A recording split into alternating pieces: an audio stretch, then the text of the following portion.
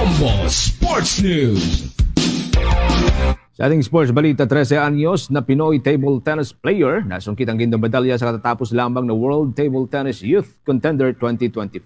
May update po dyan ng Star FM Dagupan.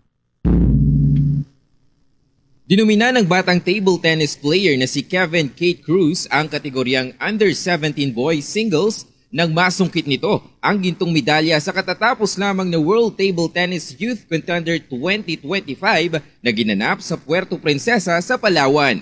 Hindi umano madali ang pinagdaanan ni Cruz kung saan naging challenging aniya ang kompetisyon nang muntikan na itong hindi makapasok sa top 16, ganon din sa semis. At pagdating sa finals ay leading to 0 na ito.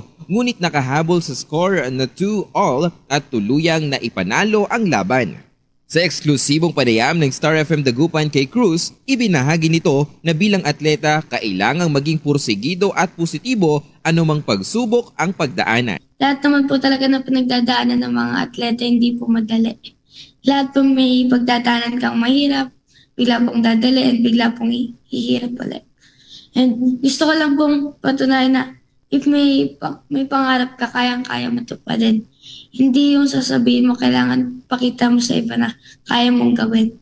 And syempre hindi mo magagawa if wala kang hard work or pagdadasal sa Diyos. Dagdag pa ni Cruz na isa rin sa kanyang mga pangarap ay ang makapaglaro sa World Asian Championships. Yan ang balita mula rito sa Star FM Dagupan para sa Bombo Network News. Star DJ Bobby nag-uulat para sa #1 and most trusted radio network in the country. Bombo Radio Philippines. Basta Radyo, Bombo!